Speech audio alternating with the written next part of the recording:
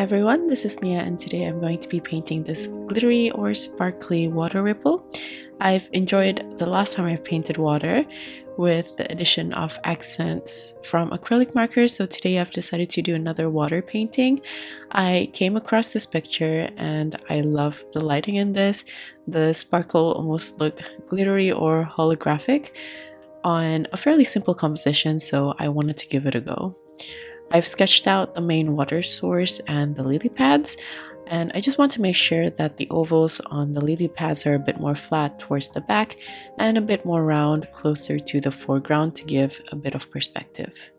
I've simplified the lily pads as ovals to make the sketching easier, and I'm not really following the reference accurately. I just want to spread out the ovals in different sizes according to the frame that I have, since mine is square and the original image was actually a 16:9 ratio.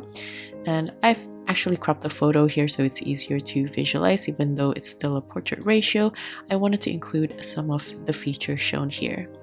I also made sure that the ovals are either touching each other or overlapping. This way the positioning looked more natural. Then once I'm happy with the layout, I add the cutout for the lily pads to make them look like little Pac-Man.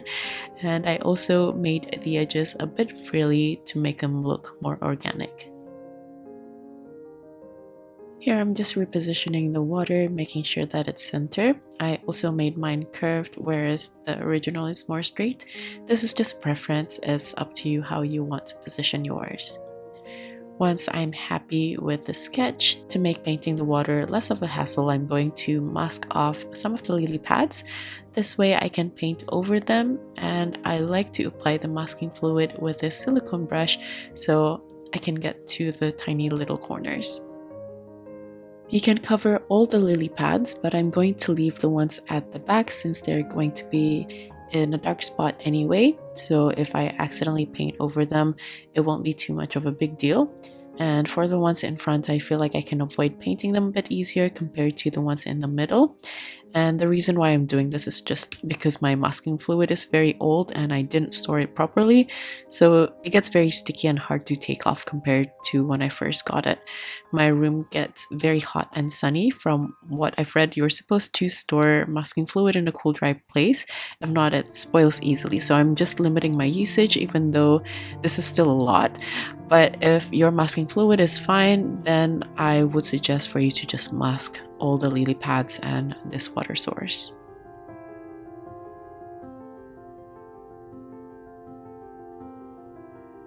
So once I'm done, I'm going to wait for the masking fluid to completely dry. You'll know if they turn translucent. And next, let's go over the colors.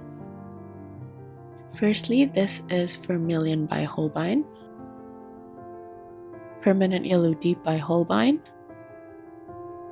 Indigo by Schmincke, Permanent Green by Holbein, Azure Blue by White Knights. And for the accents, I'm also going to use my ENMY markers. These are acrylic markers. For the water, I like to use B9, which is really light blue. And the number 1 is just pure white. I tried to recreate a simple holographic effect, and for the colors, I used B1, which is a blue, R5, which is like a pinkish red, and Y5, which is a light yellow. I'm going to start by painting the lily pads, which I didn't mask off. And for the base color here, I'm using a mix of permanent green with a little bit of indigo. And around the sides, I want to add some warmth. This is from permanent green with a bit of yellow. And I also added some very tiny dots around the edges with a medium consistency of vermilion. You can see I like to start with a very light consistency for the lily pads. Then while the surface is still damp, I like to dot in a little bit more pigment.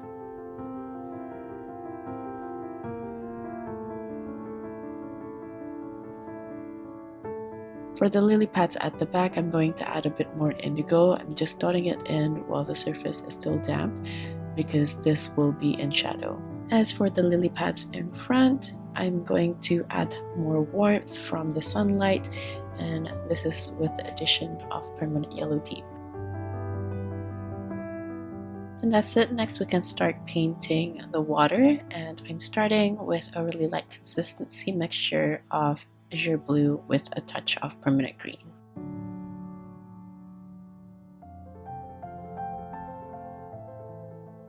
As I get towards the bottom where the light is hitting, I want to add a little bit of warmth, and this is with the addition of permanent yellow deep. Towards the corner, I also want to build up on the value, so here I'm just using the same mixture in a slightly thicker consistency. While the surface is still damp, I'm also going to add a little bit of indigo around the edges. This is to create a vignette effect, so the focal point will land right in the middle where it will be the lightest area. And at the top you can see this is closer to the area of the shadow. So here I've added more indigo into the mixture. If I want the color to be greener, I would add some permanent green or permanent yellow deep. And towards the right hand side where the distinct cast shadow will be, I just use a really thick consistency of indigo and azure blue.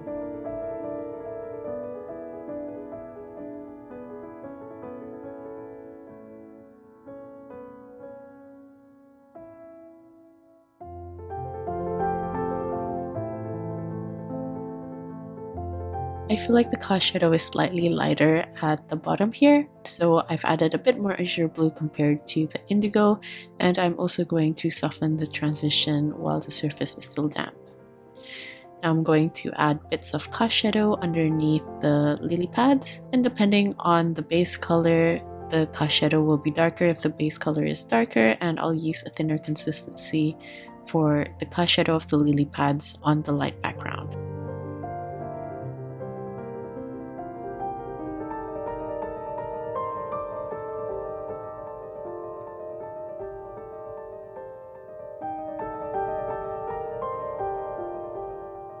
Here I want to start shaping the ripple. I'm using the same mix as the base, but I like to use a thin consistency at the top and a slightly thicker consistency at the bottom for a more saturated base.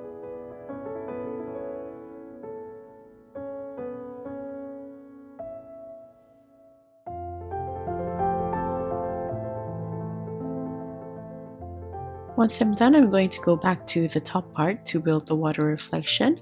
On the left, the color is a bit more green and saturated, so I've used a bit more azure blue. You can also add a touch more permanent green or permanent yellow deep, depending on how green you want it to be. And on the right hand side, where there's a cast shadow, I'll use a thick consistency of indigo for a darker and more muted tone.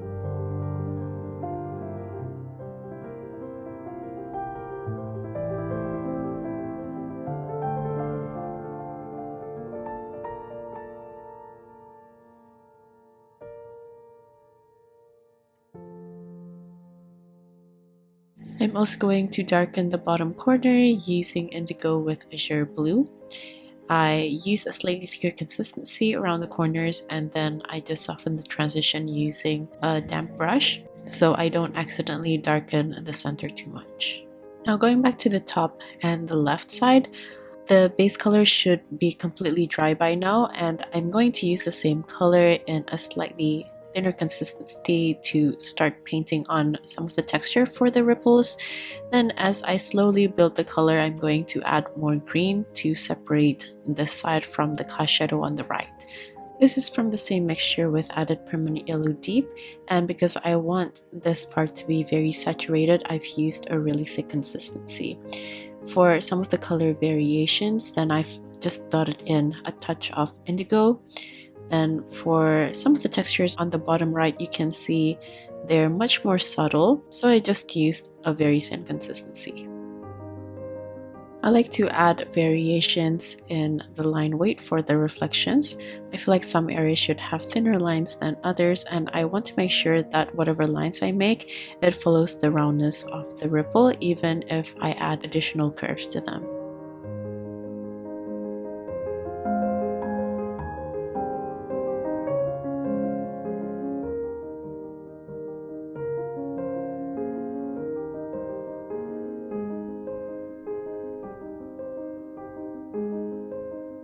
I want to slowly build the value of the ripple here. The reflections would actually benefit from the contrast in both value and saturation, so try to be more brave when you're painting them on.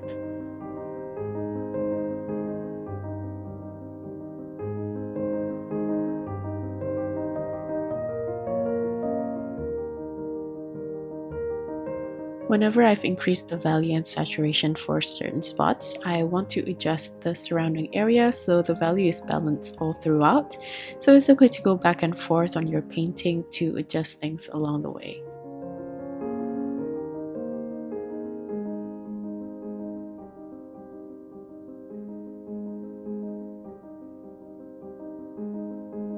I've forgotten to paint the center ripple, so let me just add it in. This is very important, so the water source in the middle and the splatter will have a nice contrast later on.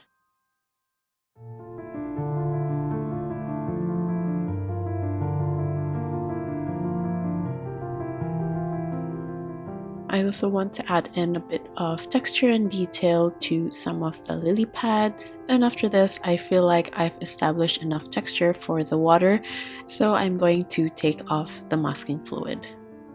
This took me quite a long time to take off because I was scared of damaging the paper if I rub it too hard, and by the end of it I think the surface of my paper was still a bit sticky, so my brush couldn't glide softly across the paper. But for this case I think it was still okay because I don't think I need to paint too much on top of these lily pads and the water. I just started with a thin consistency of permanent green with permanent yellow deep. But on the left I tried to use a slightly cooler blue, so I've added a touch of indigo, or you can also add some azure blue. Then while the surface is still damp, I like to add a bit of texture by painting a slightly thicker consistency on top, while leaving some areas as well as the edges with the base color.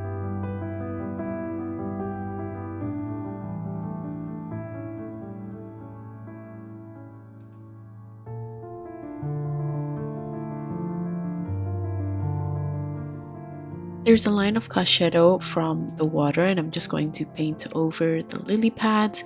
Then I'm going to add a bit of accent color to the painting. At the moment the colors are very green or bluish green, which are cool colors.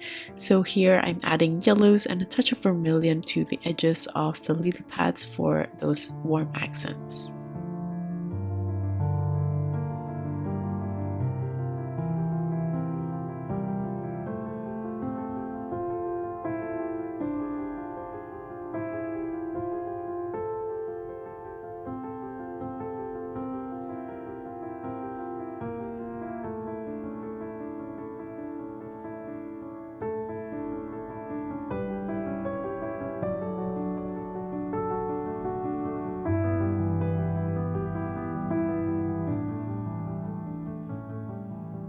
Now for the water source, I love painting this part. I like to take in the color of the background and paint it in between the area while leaving a bit of white on either side as well as some lines in the middle. Then I'm going to add some dark harsh lines as reflections of the shadows around the water. This can be painted in a very abstract way, so there's really no need to overthink this part. When you're painting on the dark lines, make sure that the surface is completely dry, so the edges of those lines can be very sharp and distinct.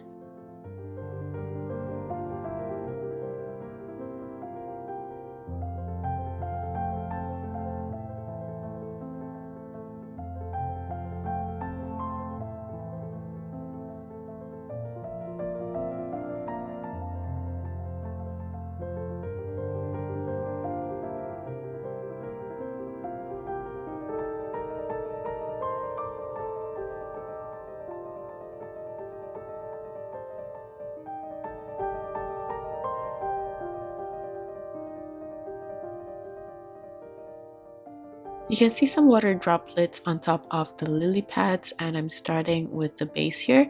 I'm just adding a blob using a thin consistency of this dark green. Then I'm going to leave it to dry before adding on the highlights. It looks a bit odd now, but while I wait for it to dry, I'm just going to paint on the glittery ripple. I'm starting with a really light blue here. This color is also not the most opaque. There's a bit of transparency, which is why I like to use this as a base before adding the white highlight at the center to make it look more glowy.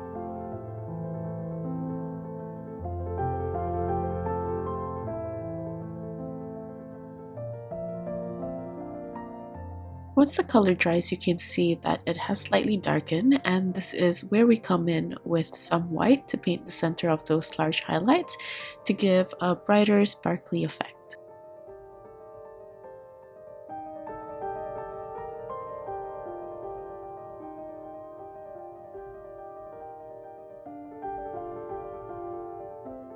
To help with the movement of the splatter, I like to add some dots coming out of the water on the side. I sometimes like to paint it on diagonally as well. And I also add small dots to the ripples or dotted lines in general just to add some more sparkly look to the light reflection. In the reference, there are a bit of color variation to the light. This is what helps make it sparkle as well. Some areas almost look holographic. And this is where the pink, blue, and yellow hues come in. I like to add dots in different sizes. Then I like to smudge the colors to make the edges softer. And I like to also add them near the rippling light reflection before it goes to the bright white. And by the way, if you don't have access to acrylic markers, you can also do this with some gouache paint. I just find the application much easier with these markers since I don't have to mix the paint.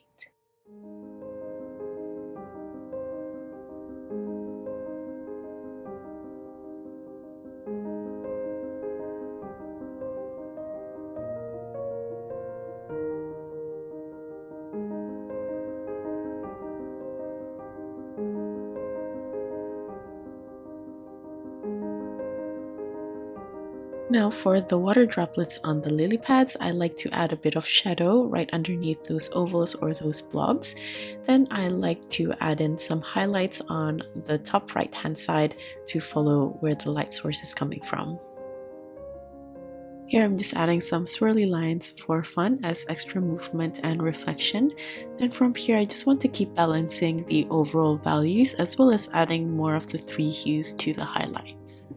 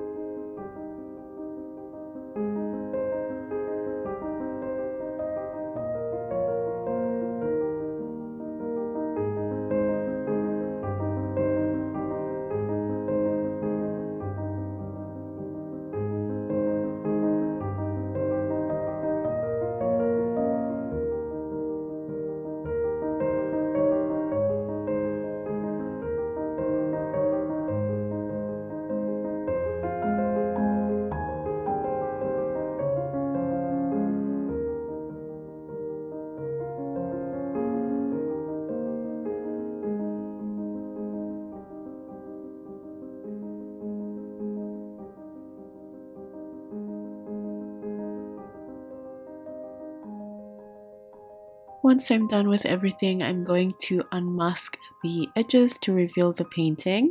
And like usual, I can't stop myself but to add some tiny little things, just some extra dots after unmasking the sides. I feel like the lily pads could be much lighter on the right hand side now that I'm looking at the reference as a thumbnail picture. It's just more evident.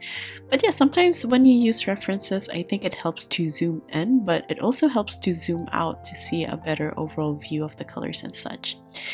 Anyway, like usual, the list of tools as well as my social media links will be in the description box. Thank you so much for watching till the end, and I'll see you guys in the next one. Bye!